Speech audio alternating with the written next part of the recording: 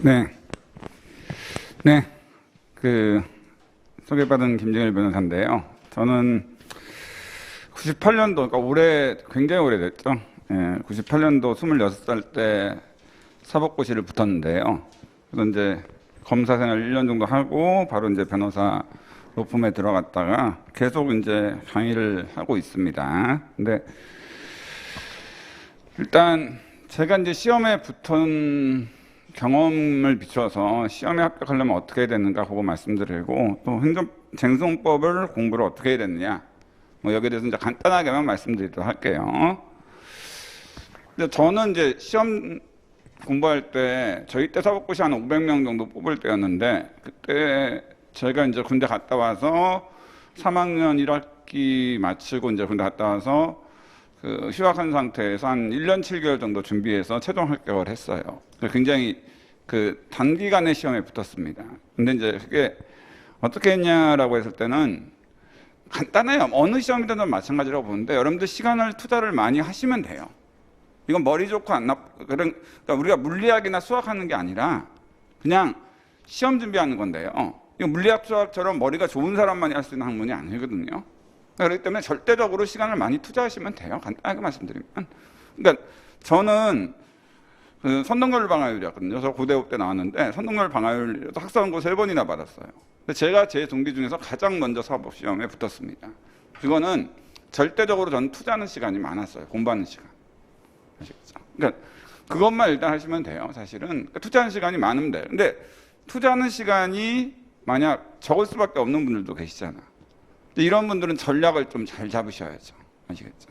그래서 일단 제가 이제 가장 중요한 건 의지인데요. 의지. 일단 첫 번째로 본인 의지가 강하신 분들이면, 내가 이 공인노무사 시험에서 반드시 붙겠다 이런 의지가 강하신 분들은 거의 다 붙으실 거라고 저는 봐요. 의지가 강하면은 그만큼 시간 많이 투자하시거든요. 그래서 본인이 일단 왜 이 시험을 준비하고 반드시 나한테 절박한 사정이 있는가, 이 시험을 준비해서 반드시 붙어야만 되는 사정이 있는가, 이거 한번 생각을 해보세요.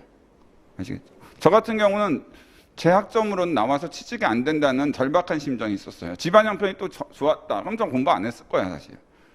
집안, 제가 알바, 물론 제가 과외했지만 과외에서 돈 벌어서 대학 다녔거든요. 등록금 제가 내면서. 그러니까 당연히 너무 절박했죠. 아시겠죠? 그래서 이제 시간 투자를 안 할 수가 없었던 거고, 그러니까 그래서 붙었고, 참고로 말씀드리면 저희 동기 중에서 가장 시험에 많이, 거의 전원 시험 응시한 사법고시 인원 응시한 사람 중에 가장 많이 붙었던 그룹이 어디냐면은, 같이 이제 학생운동을 조금 했던 형들인데, 이 형들은 뭐 징역도 사시고 뭐 학생운동 하다가 국가보안법 위반으로, 이 형들은 취직도 할 수가 없는 거야. 절박한 거야. 먹고 살 길이 없어. 집도 부자가 아니야. 그러니까 이분들은 한 20몇 명 정도 같이 시험 붙었는데 다 2년 만에 다 붙었어요. 그러니까 절박하면은 어떻게든 되더라고. 제가 보니까 뭘 하시던 간에. 그러니까 일단 이 시험을 준비할 때 절박하신가를 한번 생각해 보셨으면 좋겠고요. 절박하시면 붙으실 거예요. 근데 두 번째로, 많은 분들이 무시하는 체력. 근데 이 체력이 없으면은 안 돼요. 공부가 안 되고, 몸이 아픈데 어떻게 공부를 하시겠어요? 아시겠죠? 그러니까 이 두 가지만 사실 있으면 되고요. 체력이 의외로 중요합니다. 이게 여러분들 간단하게 말씀드리면, 시험 한 2개월 정도 남겨놓고는 진짜 몰아치듯이 공부하셔야 되거든요. 근데 그 몰아치듯이 공부하는 게 쉬운 일이 아니에요. 저 진짜 체력이 좋을 때였거든요. 26살 때. 그때 근데 그렇게 체력이 좋은데 나중에 시험 보기 한 2달 정도 남겨두고부터는 헛것이 보일 정도로 굉장히 체력이 빠진다는 게 느껴졌어요.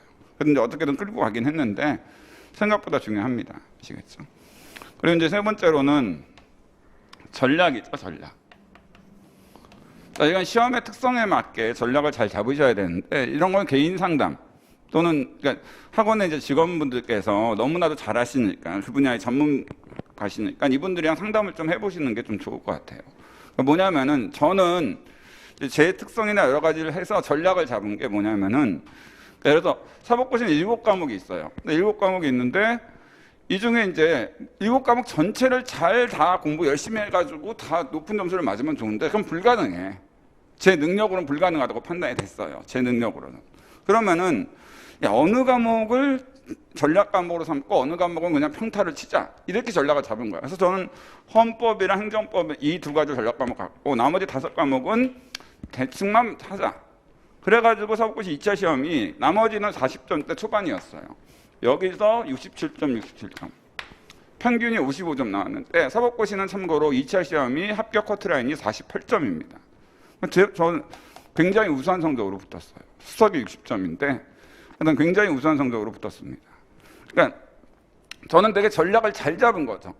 평균적으로 공부해서는 47점에서 떨어질 수가 있는 건데 저는 아예 시간 배분을 이거는 전략 과목이 된 걸로 더 투자하면 내가 점수 높게 맞으니까 다른 분들보다 나머지는 그냥 평타만 치면 과락만 안 맞으면 되겠다 이런 식으로 전략을 잘 잡은 거죠.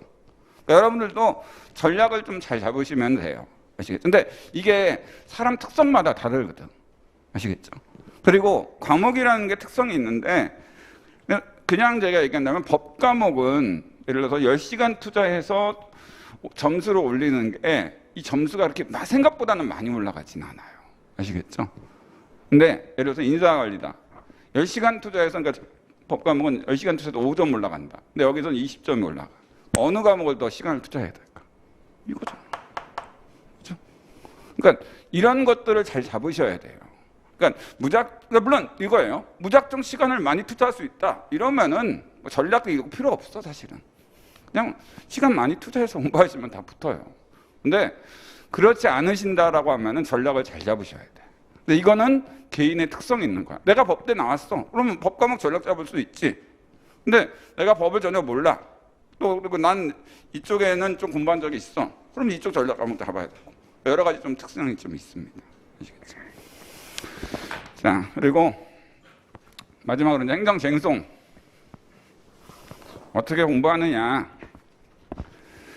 자, 법은요, 뭐 민법도 마찬가지고 여러분들 노동법도 마찬가지입니다. 아시겠죠? 행정 쟁송도 마찬가지라는 건데 법은 기본적으로 제가 볼 때는 일단 이해를 해야 돼요. 왜 이해를 해야 되느냐? 여러분들이 법을 공부할 때 민법을 공부하시던 노동법을 공부하시던 행정 쟁송을 공부하시던 가장 어려운 게 뭐냐면 단어 자체가 어려워요. 단어가 어려우니까 마치 독일어 같은 거 배우는 것 같아. 그러니까 진입장벽이 좀 있는 거예요. 근데 이거를 단어에 대한 이해를 정확히 하고 하면은 진짜 쉬운 과목이에요. 저는 공부하는 거 별로 좋아하는 사람이 아니었거든요. 근데 법이 제일 쉽고 재밌었어요, 사실은. 이해가 되고 나서부터는. 아시겠죠? 그러니까 이해를 하셔야 돼요. 그러니까 이해가 이게 여기서 거의 대부분 결판이 난다고 보시면 될 것 같아요.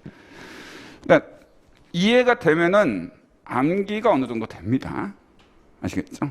자, 예를 들어서 예를 한번 들어볼게요.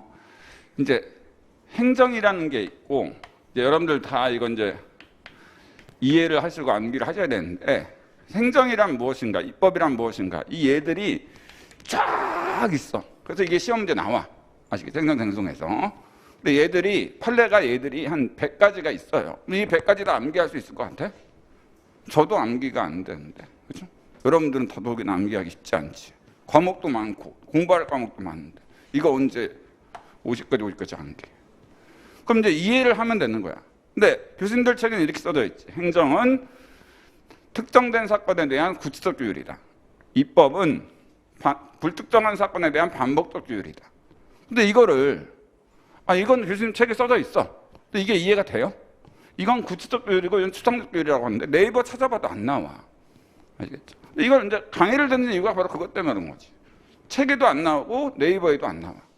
근데 행정이란 뭐냐? 국가의 활동 중에 구체적 규율이라고 하는데 간단하게 행정과 입법은 고유 명사, 이름이 들어가 있으면 행정이고 이름이 들어가 있지 않으면 입법이라고 보시면 돼요. 자, 한번 예를 들어 볼까요? 자, 고용노동부 장관이 최저임금 고시했어. 이 최저임금 고시가 행정일까 입법일까? 시간당 1,000만 원. 1,000만 원 너무 심하다. 시간당 10,000원. 시간 10,000원. 이름 안 들어가 있지 않나요? 당연히 뭐예요? 추상적 규율로 입법이에요. 그렇죠? 자, 그러면 청소년 유해 매체물, 청소년보호위원회가 청소년 유해 매체물 결정 고시했어. 이거 다 시험 문제 나오는 겁니다. 자, 이 고시에 다음 각호의 매체물을 청소년 유해 매체물로 고시한다. 1. 슬램덩크 2권, 2, 맥심. 자, 이건 뭘까? 행정일까, 입법일까? 행정이지. 왜? 슬램덩크, 맥심. 이름이 들어가 있잖아. 그쵸? 보건복지장관 고시, 기출문제로 나온. 보건복지장관이 고시했어. 자, 요양급여기준 고시. 1. 타이레놀 10%, 2. 아스피린 20%. 뭐? 입법행정. 행정이지. 왜? 구체적이죠. 거기 이름이 들어가 있잖아, 이름. 타이레놀, 진통제는 고유한 이름이 아니겠죠? 그죠? 근데 이건 들어갔잖아. 타이레놀, 아스피린은 고유 명사 이름이잖아. 그죠? 그러니까 그것만 정확히 이해하면은 뭐예요? 바로 행정인지 입법인지 이 50가지 외울 필요, 100가지를 외울 필요 없이 그냥 요 기준에 따라서 딱 다 정리가 되잖아요. 그죠? 그러니까 이런 식으로 하면 돼요. 그러니까 이해를 정확히 하시면은 여러분들이 암기하시는데, 그러니까 암기도 이해를 바탕으로 암기를 해야지 무조건 암기를 하시면은 이해가 안 되면 안 되고. 두 번째, 자, 여러분들은 이제 당연히 암기는 하셔야 되는데, 두 번째, 그다음에 이제 세 번째, 자, 답안 작성이죠. 답안 작성. 자, 답안 작성 많이 해봐야 돼. 무슨 얘기냐? 여러분들 주관식 시험 보실까요? 객관식 시험 보실까요? 행정쟁송. 주관식 시험 보시잖아요. 직접 써봐야 돼. 쓰는 거야. 근데 이제 진짜 이제 이거는 뭐 제가 강의를 듣든 안 듣든 상관이 없는데, 그러니까 교수님들이 왜 주관식을 낼까? 객관식이 아니라. 객관식을 내는 건 여러분들이 이 과목에 대해서 암기를 어느 정도 암기를 했는가를 테스트하는 거라면, 주관식은 여러분들이 그 과목을 정확히 이해해서 실제 생활에서 이거를 쓸 수 있느냐, 그 정도의 이해력이 있는가를 테스트하는 건데, 대부분의 수험생분들은 그냥 강사들 교재를 암기해서 그대로 써. 본인이 되게 암기해서 완벽하게 썼어. 근데 점수가 합격 점수보다 훨씬 낮게 나와. 아, 이거 교수님들이 채점 잘못한 거다 이렇게 얘기하는데, 아니요, 채점 제대로 한 거예요. 왜?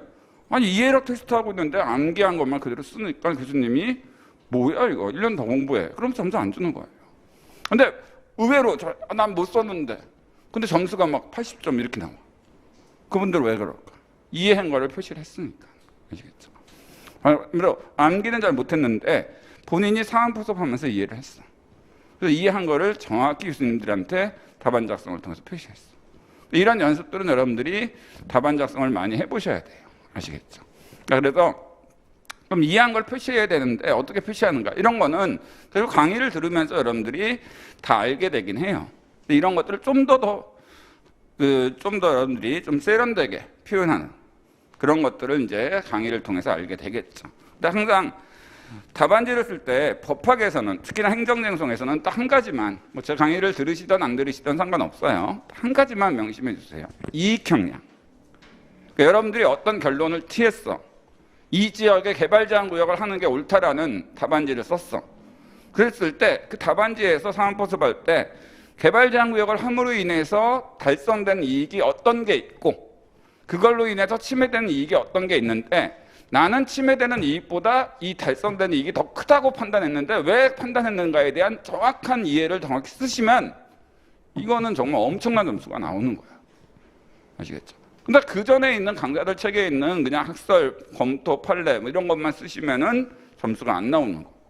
그러니까 이익 형량만 여러분들이 꼭 기억을 하고 계시면은 아마 여러분들 행정쟁송뿐만 아니라 다른 과목에서도 마찬가지고 좋은 점수 받으실 겁니다. 꼭 내년에 합격하시길 기원드리겠습니다. 감사합니다.